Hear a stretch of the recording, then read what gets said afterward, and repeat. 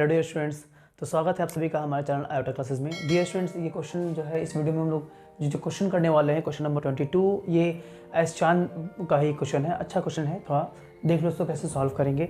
और मैं आपको बता दूं कि इससे पहले भी मैंने सारे के सारे क्वेश्चंस, हर एक न्यूमेरिकल्स, चाहे वो एनसीईआरटी के हो, एस चांद के हो, चाहे वो अदर और भी रेफरेंस बुक है उनके हो, वो भी मैंने सॉल्व करवा रखा है। और हर एक टॉपिक इलेक्ट्रिसिटी का वो भी मैंने कवर करवा रखा है। अगर आपका कोई टॉपिक छूट गया है या फिर किसी न्यूमेरिकल्स में प्रॉब्लम है किसी टॉपिक पर बेस्ड, तो आप मेरे चैनल के प्लेलिस्ट में जाओ, वहाँ पर आपको इलेक्ट्रिसिटी क्लास 10 के नाम से एक प्लेलिस्ट मिल जाएगा और एक आपको फिजिक्स न्यूमेरिकल्स के नाम से प्लेलिस्ट मिलेगा।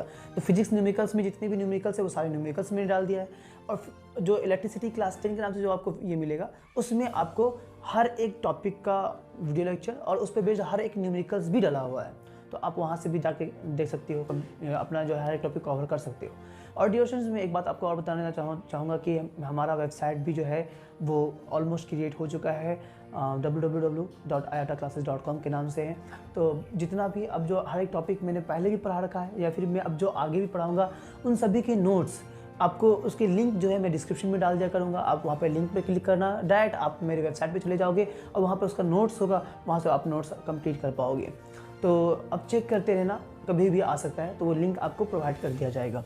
आइए, तो हम लोग बात कर रहे हैं क्या कि क्वेश्चन नंबर 22 में बोल रहा है कि a resistor has a resistance of 176 ohm. 176 ohm का रेसिस्टेंस हमें दिया हुआ है। तो बोला कि how many of these resistors should be connected in parallel so that their combination draws a current of 5 amperes from a 220 volt supply line। देखो एक बात समझो, हमें तो एक बात तो बोल दे कि पैरेलल में है। पैरेलल में जब होगा तो हमें मालूम है कि करंट हर एक रेसिस्टर्स में अलग अलग होता है, पोटेंशियल डिफरेंस सब में सेम होता है पैरेलल के केस में। जैसे अगर आप केस देखो कि पैरेलल का है या सीरीज का है, तो आपके जहन में ये बात बन जानी चाहिए कि कौन सा चीज़ आपका सेम होगा और किस में डिफरेंसेस आएंगी। तो हमारा पोटेंशियल डिफरेंस हर एक रेसिस्टर में सेम होगा, करंट हमारा हर एक जगह डिफरेंट होता है, करंट अलग अलग होता है। बट अब हमें यहाँ पर निकालने के लिए बोलता है कि how many resistor of these, यानी कि जो रेसिस्टेंस हमें यहाँ लगा हुआ है, इतना ही रेसिस्टेंस का कितना सारा रेसिस्टर लगेगा। यानी कि यहाँ पर रेसिस्टेंस भी हमारा घट बढ़ नहीं रहा है। अगर देखो करंट आपका तब अलग अलग होगा जब रेसिस्टेंस भी जो है हमारा वो अलग अलग होगा। बट अभी जितना भी रेसिस्टेंस होगा सब आपका सेम रेसिस्टेंस है, यानी कि 176 ओम का ही रेसिस्टेंस है। तो करंट भी जो है ना हमारा जहाँ अलग अलग होना चाहिए था वो भी हमारा सेम होगा, है ना। क्यों? हम लोगों ने देखा है पहले भी कि अगर सेम रेसिस्टर लगा हुआ है तो करंट भी हमारा हर जगह सेम फ्लो होगा पैरेलल के केस में, है ना। तो आइए, तो सबसे पहले तो हम लोग काम करते हैं कि करंट निकाल लेते हैं कि करंट इन ईच रेसिस्टर, है ना। तो देखो पहले तो गिवन लिख लो, सबसे पहला काम गिवन में हमें क्या दिया हुआ है, तो रेसिस्टर दिया हुआ है, रेसिस्टेंस दिया हुआ है ना, resistance of each resistor is equal to 176 ohm. Okay, उसके बाद हमें दिया है पोटेंशियल डिफरेंस कितना दिया है मुझे, तो ये 220 दे दिया गया है वोल्ट। और हमें क्या दिया है, नेट करंट, टोटल करंट दे दिया, नेट करंट कितना दे दिया है मुझे, 5 एम्पियर दे दिया है। नेट करंट बोल दिया, नेट करंट की टोटल करंट। पैरेलल के केस में मालूम है कि करंट जो होगा हमारा वो अलग, हर एक जगह क्या करंट बढ़ जाता है, और जब सब करंट को हम लोग जोड़ेंगे, करंट क्या होता है कि हर एक रेसिस्टर पर करंट बढ़ जाएगा, और करंट जब बटेगा तो सारे करंट को जोड़ेंगे तो वो नेट करंट के बराबर होता है। पैरेलल के केस में हम लोगों ने देखा था। तो अभी यहाँ पर जो करंट जो बटेगा वो भी इक्वली बटेगा। क्यों? क्योंकि रेसिस्टर हमारा हर जगह इक्वल बोला गया है। तो पहले हम लोग क्या करते हैं कि करंट निकालते हैं। चलो आइए, तो हमें निकालना क्या है, टू फाइंड, यहाँ देख लो, टू फाइंड में हमें करना है कि नंबर ऑफ रेसिस्टेंस या रेसिस्टर, नंबर ऑफ रेसिस्टर ना, तो हमें नंबर ऑफ रेसिस्टर निकालना है, ठीक है। चलिए अब इसको सॉल्यूशन देखते हैं, सॉल्यूशन कैसे सॉल्व करेंगे। तो सबसे पहले तो हम लोग क्या करते हैं, करंट निकालते हैं कि हर एक रेसिस्टर पर करंट कितना सप्लाई होगा। तो करंट है ना, करंट निकाल रहा हूं मैं, current supply in each resistor, हर एक रेसिस्टर में करंट कितना होगा हमारा। तो करंट का फॉर्मूला होता है कि पोटेंशियल डिफरेंस, तो potential difference in each resistance, या फिर हर एक रेसिस्टेंस में तो पोटेंशियल डिफरेंस सेम होगा, बाय हमारा हो जाएगा के रेसिस्टेंस, तो रेसिस्टेंस। चलिए पोटेंशियल डिफरेंस अगर आप चाहो तो लिख दो, potential difference of each resistor by resistance of each resistor.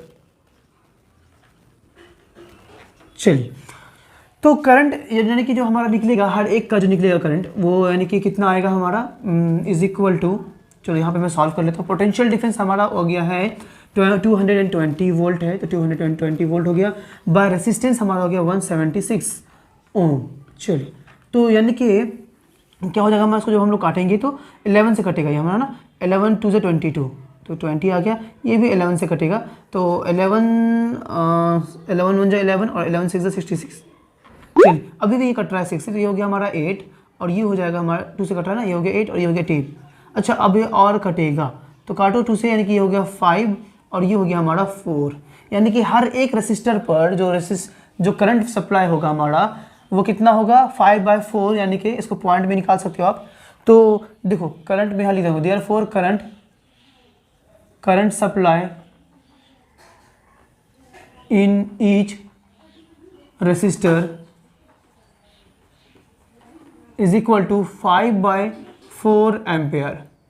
तो एम्पेयर, इसको चाहो तो आप पॉइंट में भी निकाल सकते हो, पॉइंट में निकालोगे तो 4 1 जा 4, ओके, और उसके बाद फिर 1 आ जाएगा, यानी कि 4 2 जा 8, ओके, फिर 4 5 जा 20, यानी कि इतना एम्पेयर आ जाएगा।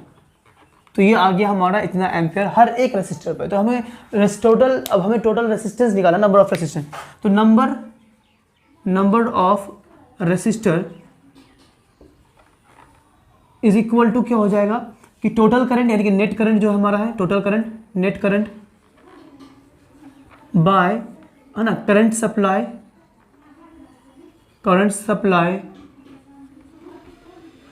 इन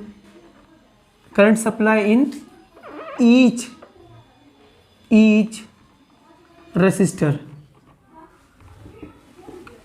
चलिए तो नेट करंट हमारा कितना दिया है, नेट करंट हमें दिया है 5, ये 5 एम्पियर था, है ना, नेट करंट हमारा 5 एम्पियर है, तो ये हम लोगों ने लिख चुका है, पहले हम लोगों ने लिखा है।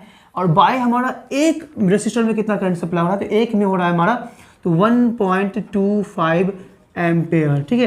तो एम्पेयर से जो एम्पेयर खत्म हो जाएगा हमारा, इसको जब काटोगे इससे तो 4 टाइम्स में एग्जैक्टली कट जाएगा आपका, देखना, इसको जब 4 से मल्टीप्लाई करोगे तो 5 आ जाएगा। तो यानी कि बिल्कुल जो है हमारा ये आ रहा है क्या कि नंबर ऑफ रेसिस्टर है ना, तो देयरफॉर में यहाँ लिखता हूँ, देयरफॉर नंबर ऑफ रेसिस्टर